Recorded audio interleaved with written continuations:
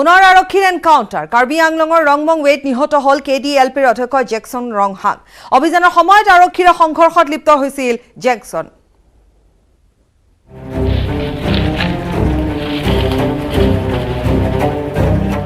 আকৌ এনকাউণ্টাৰ আৰক্ষীৰ গুলিত নিহত উগ্ৰপন্থী সংগঠন KDLPৰ অধ্যক্ষ জেকসন ৰংহাং কাৰ্বি আংলঙৰ ৰংমং ৱেত পুৱতি নিশা আৰক্ষীৰ এনকাউণ্টাৰ পুৱতি নিশা উগ্ৰপন্থী সংগঠনটোৰ বিৰুদ্ধে ৰংমং ৱেত আৰক্ষীয়ে চলাইছিল অভিযান আৰক্ষীৰ অভিযানৰ সময়ত জেকসনৰ সৈতে আৰক্ষীৰ গুলিয়াগুলি হয় গুলিয়াগুলিত নিহত হয় জেকসন ৰংহাং ঘটনাস্থলীৰ পৰা এটা পিস্তল আৰু গুলি উদ্ধাৰ কৰা হয় কাৰ্বি ডেমক্ৰেটিক লিবাৰেশ্যন ফ্ৰণ্ট তেওঁলোকে এতিয়ালৈকে সাৰেণ্ডাৰ কৰা নাই আৰু বেছিভাগ কেছতে কিডনেপিং এক্সটৰ্চন এইবোৰ জড়িত হৈ আছে তেওঁলোকৰ মেইন লিডাৰজন আছিলে জেকসন ৰংহাং তো সেইমতে আমি বিবিয়াকত থকা বুলি খবৰ পালোঁ আৰু আমাৰ এটা টিম এটা গোটেই চাৰ্চ অপাৰেশ্যন কৰা হ'ল দুটা পক্ষৰ মাজত ফায়াৰিং আৰু ক্ৰছ ফায়াৰিং হৈছে তাৰপিছত জেকসন ৰংহাং ইনজুৰ্ড হৈছে তাক আমি মেডিকেলত আনিছোঁ আৰু ডক্টৰে তেওঁক ব্ৰড ডেথ ডিক্লেয়াৰ কৰিছে তেওঁলোক 4-5জন কেডাৰ আছিলে বাকী কেইজনটো পলাই গৈছে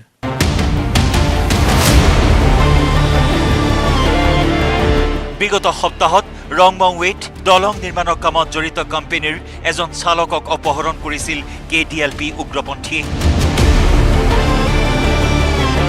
15 ডিচেম্বৰত অপহৃত চালকজনক উদ্ধাৰ কৰিছিল আৰক্ষীয়ে এই ঘটনাৰ আঁত ধৰিয়েই KDLP উগ্ৰপন্থীৰ সন্ধানত অভিযানত নামিছিল ৰংমং ৱে আৰক্ষী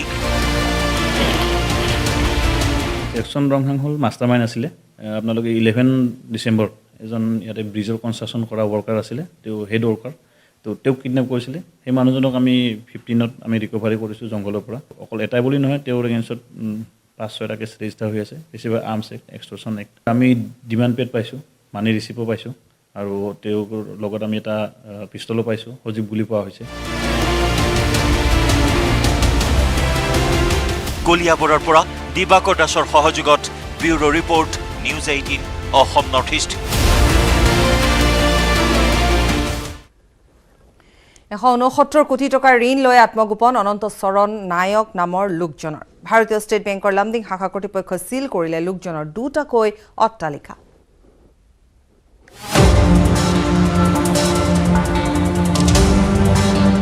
ঋণ লৈ পলাল ঋণগ্ৰস্ত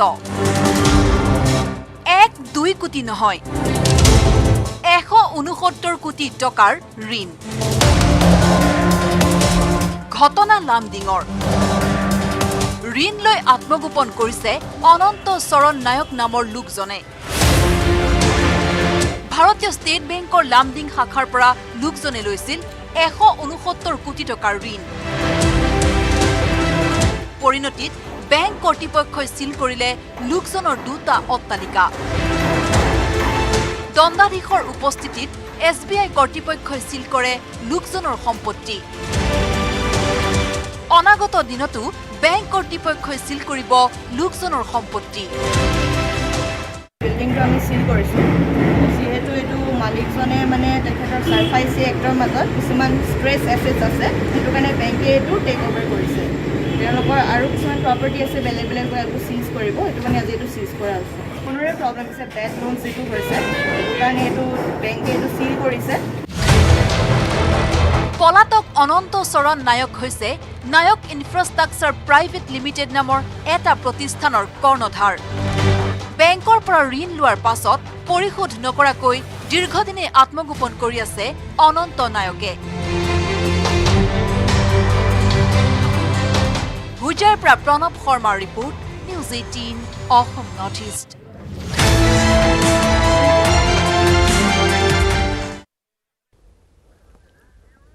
4 আৰু 5 ডিচেম্বৰত নাগালেণ্ডৰ মন জিলাত সেনাবাহিনীৰ দ্বাৰা সংঘটিত বৰ্বৰ গুলীচালনাৰ ঘটনাৰ প্ৰতিবাদ আজিও অব্যাহত আছে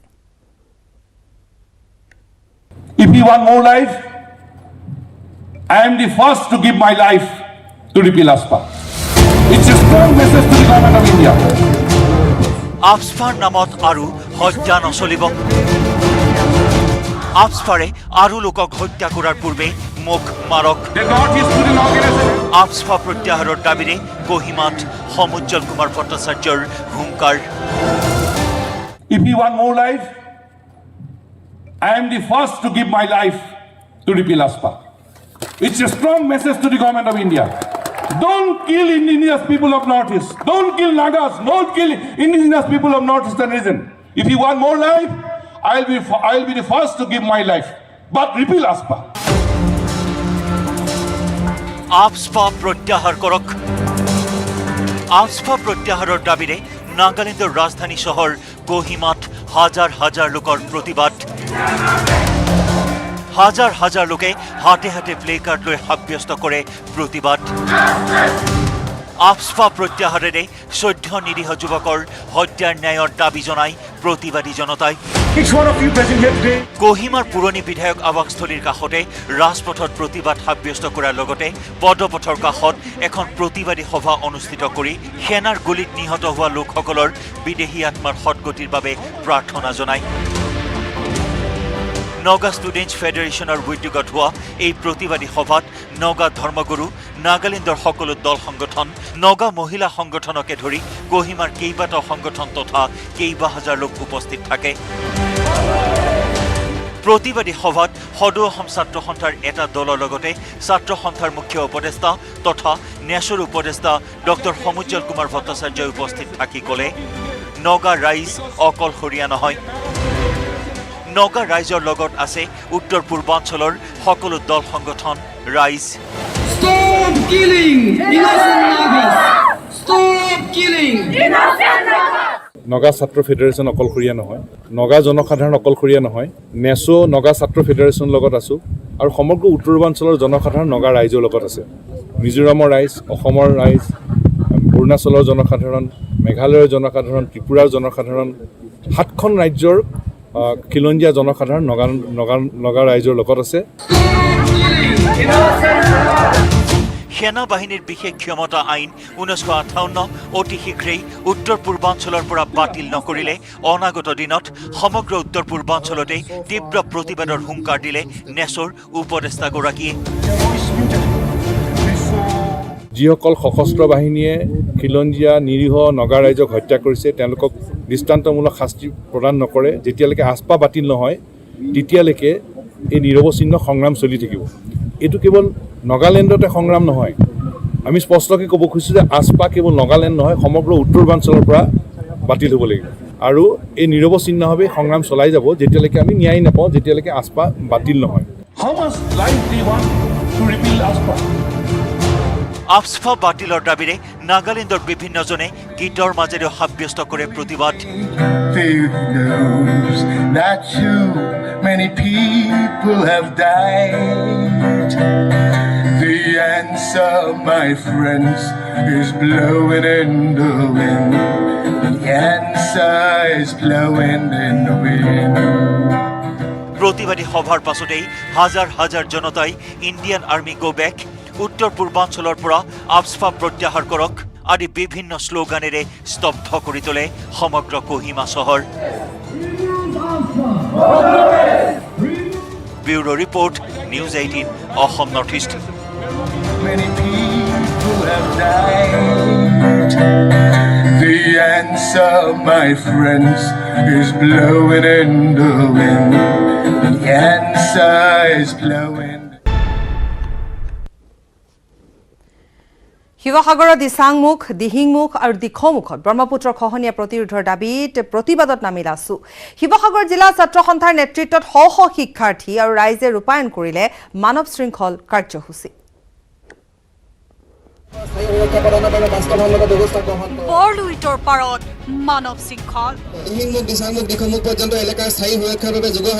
খহনীয়াৰ ৰোধৰ দাবীত আছুৰ প্ৰতিবাদ। বৰলুইতে গ্ৰাস কৰি আহিছে শিৱসাগৰৰ ঐতিহাসিক দিচাংমুখ, দিহিংমুখ আৰু দিখৌমুখ।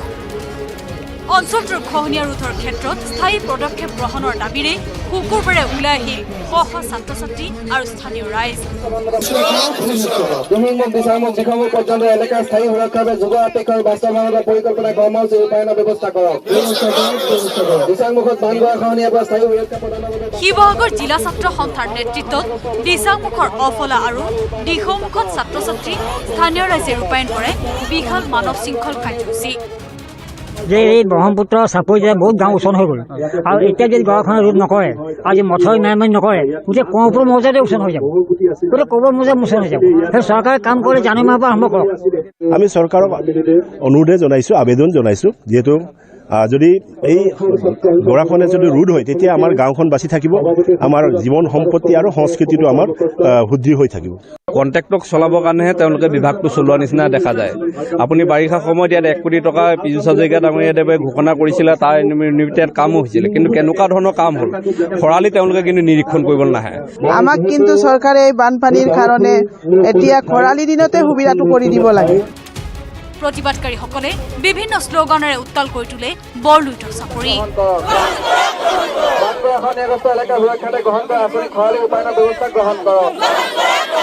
শিৱসাগৰ জিলাৰ বানগৰা খহনীয়া সমস্যাৰ স্থায়ী সমাধানৰ বাবে অভিজ্ঞ কাৰিকৰী বিশেষজ্ঞ সমিতিৰ দ্বাৰা প্ৰতিবেদন যুগুতাই যাৱতীয় ব্যৱস্থা গ্ৰহণ কৰক। জনসাধাৰণৰ জীৱন আৰু সম্পত্তিৰ স্থায়ী নিৰাপত্তা নিশ্চিত কৰক। দিহিংমুখ, দিচাংমুখ, দিখৌমুখ পৰ্যন্ত